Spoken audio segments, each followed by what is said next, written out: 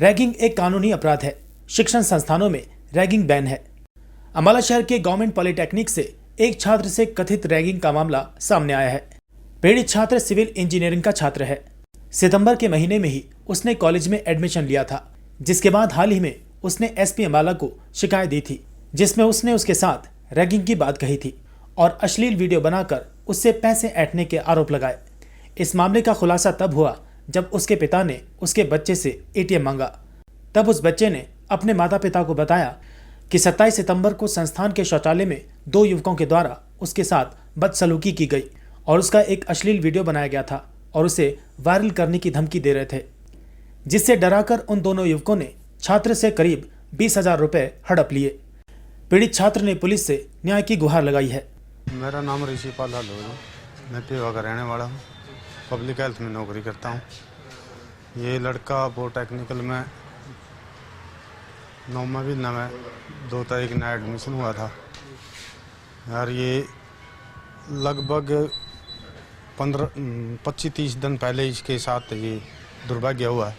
Bathroom में ले के 2 लड़के ने इसके साथ ज़बरदस्ती पीछे के रास्ते से कुछ हरकत करके इसकी मूवी बनाई गई है। ये शर्मांदा लड़का हम किसी भी परिवार में 4-5 चीज़ों के किसी को नहीं बताया। डरता उनको जितने पैसे डिमांड करते रहे पैसे देता रहा।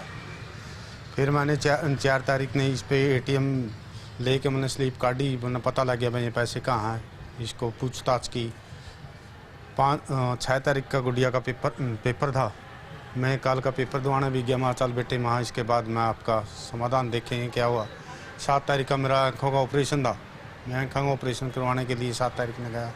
3 तारीख के बाद मैंने पॉलिटेक्निकल में आने नहीं दिया, क्यों कदे कोई इसके साथ कोई भी अनहोनी हो जाए।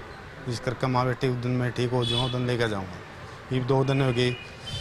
मैंने इसको 10 तारीख को एसपी साहब से पेश हुए थे। वह मेरे लड़के के साथ ऐसे हुई। पहले हम पॉलिटेक्निकल में आए थे। पॉलिटेक्निकल में हमें कोई संतुष्ट जवाब नहीं मिला। उनने यही कहा भाई 1 करोड़पति होया फलाना होया ऐसे करके मतलब हम चले गए थे। फिर आप यहाँ पर तो हमारी कोई मतलब सुनाई नहीं होती। इस करके एसपी के पेश हुए थे। एसपी के पेश होने के बाद मैं शाम ने इसके चौकी इंचार्ज का मेरे पास फ़ोन भी गया, भाई आप ये बाओ।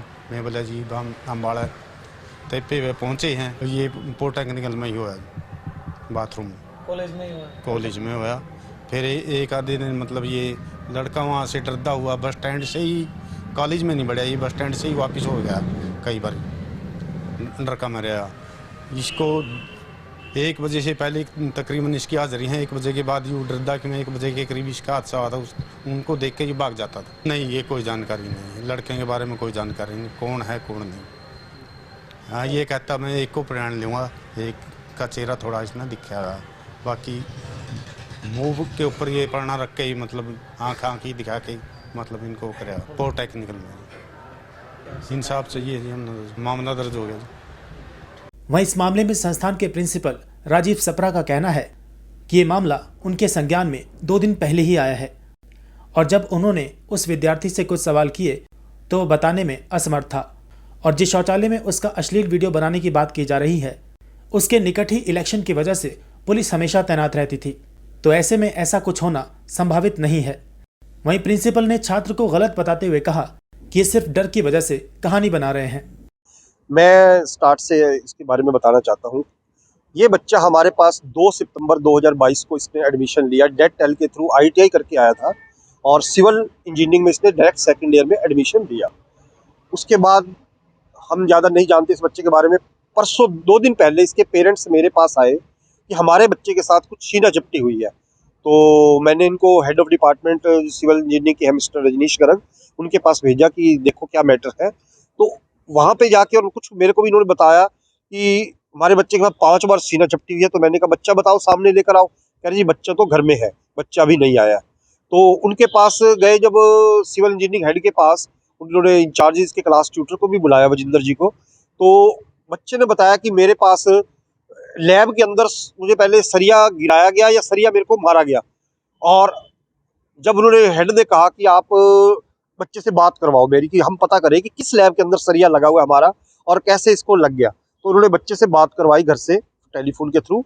तो बच्चे ने उस बात से मुकर गया, कहता नहीं मेरे को कोई सरिया नहीं लगा था, मेरा तो बाथरूम में मेरे साथ कुछ हुआ था। तो बात खत्म हो गई। ये अपनी एप्लीकेशन लेकर सीधा डायरेक्ट, हमें नहीं पता कहाँ गए, बाद में पता लगा कि ये एसपी साहब के पास गए हैं, यहाँ पे अम्बाला एसपी सर के पास गए हैं। तो कल मेरे पास एसएचओ साहब और एएसआई और कुछ पुलिस वाले कल आए और इस बच्चे को साथ लेकर आए। इसके पेरेंट्स भी थे और कुछ और भी 2-3 लोग थे। तो मैंने इस बच्चे से पूछा, बेटा बताओ क्या हादसा हुआ है, शुरू से बताइए आप, क्या हुआ, कैसे हुआ।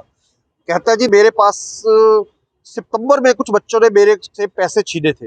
मैंने कहा ऐसे कैसे पैसे छीन लिए आपसे, और भी बच्चे बहुत से पढ़ते हैं।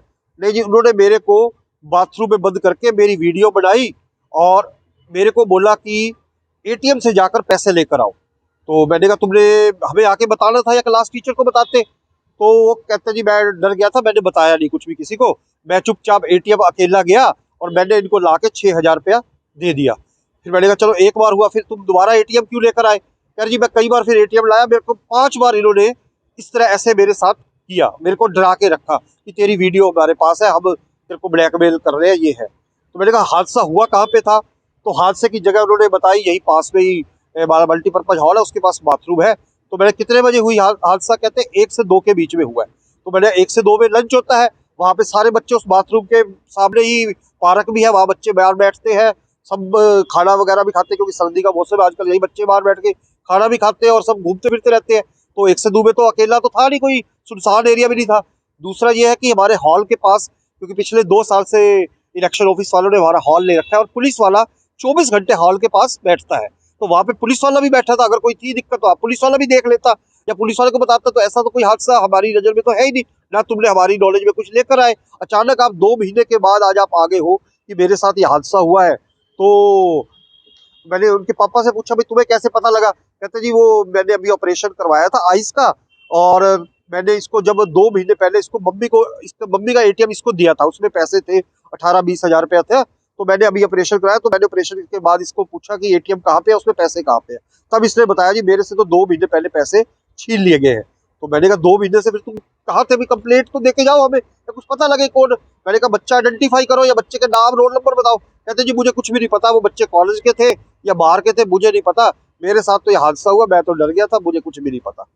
अब बताया जाए, आप ही देखिए कि कहाँ मैटर मतलब स्टैंड करता है कि ना उसको बच्चे का नाम पता, आइडेंटिफाई कर रहा है, ना वो रोल नंबर बता रहा है, नाम बता रहा है। दूसरा वो जो लोकेशन बता रहा है, उस लोकेशन के पास तो इतना रश होता है, पुलिस वाला भी होता है, तो ऐसा हादसा तो हो नहीं सकता। फिर अगर मान लो एक बार हादसा हो भी गया एटीएम, तो 5 दिन लगातार एटीएम घर से लेकर आया क्यों। तो बार बार एटीएम लेके आता था कि वो तो सरेंडर करता रहा, भाई एटीएम मेरा ले जाओ, तो पैसे निकलवाते रहो। कितने पैसे निकलवाए वो भी उसको एग्जैक्ट नहीं पता। तो ये सारा मामला है जिसमें मैं अपनी तरफ से यही पक्ष रख। परसों आई थी, 2 दिन पहले मेरे पास इनके पेरेंट्स आए थे कंप्लेंट लेकर, उससे पहले कभी भी नहीं आए।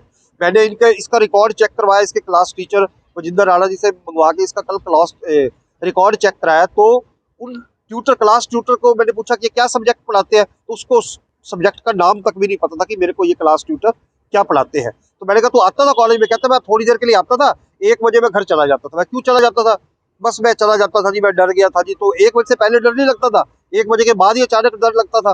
तो इसकी जब अटेंडेंस पता कराई मैंने, मुश्किल से 20-25% अटेंडेंस होगी। 10-12 दिन हुआ आया, पिछले 2 सितंबर से लेकर 11 नवंबर तक सिर्फ 10-12 दिन आया। इसके सेशनल एग्जाम भी शुरू थे 4 तारीख से, सिर्फ इसने 4 तारीख को एक सेक्शनल एग्जाम दिया है, उसके बाद इसने 5 सेशनल एग्जाम में भी अब्सेंट रहा है। अब कौन बच्चा होगा या कौन पेरेंट्स चाहेगा कि मेरा बच्चा कॉलेज ना जाए और सेशनल ना दे। तो हमें तो ये लगता है कि जैसे सेशनल हमारे ऊपर भी प्रेशर डाल रहा है, सेशनल मेरे भी लगा दो और मेरी अटेंडेंस भी पूरी कर दो, कि हमारे कॉलेज में 80% अटेंडेंस कंपलसरी है और इसकी अभी तक मुश्किल से 25-30% अटेंडेंस है। तो अब इसकी अटेंडेंस भी पूरी नहीं हो रही, सेशनल भी नहीं दिए, तो अब क्या किया जा सकता है आगे। वहीं इस मामले में एसएचओ सिटी थाने का कहना है कि छात्र ने 2 युवकों पर रैगिंग के आरोप लगाए हैं। पुलिस मामले की जांच में जुटी है। अभी तक रैगिंग जैसे कोई सबूत पुलिस को नहीं मिले हैं। पुलिस सीसीटीवी कैमरे खंगाल रही है। पीड़ित छात्र ने किसी आरोपी की पहचान भी नहीं बताई है, लेकिन पुलिस गहनता से जांच कर रही है। हाँ, वो दरखास्त हमारे पास आई है, जिस दरखास्त के आधार पर हमने उसको छात्र को बुलाया है और उसके वारसों को बुलाया गया है, उस पर हमने मुकदमा दर्ज कर लिया है। तो इस दरखास्त के मुताबिक जैसे जैसे उसने एलिगेशन लगाए हैं उनके मुताबिक उस पर जांच की जा रही है। वहाँ की सीसीटीवी फुटेज है या उसके बैंक से जो पैसे निकले हैं उसकी स्टेटमेंट है, और भी कई प्रकार की इसमें जो उसमें आरोप लगाए गए हैं उनके आधार पर जांच की जा रही है। लेकिन अभी तक किसी भी का वो नाम या किसी के बारे में भी उसने पहचानने से इनकार किया है। आगे की कार्रवाई ये है कि उसको हम बुला के ये भी पूछेंगे कि जो भी उससे आइडेंटिफिकेशन भी होएगी कि वो कौन थे। ना तो वो किसी का नाम बता रहा है अभी तक, और ना ही किसी को वो अभी तक पहचान रहा है।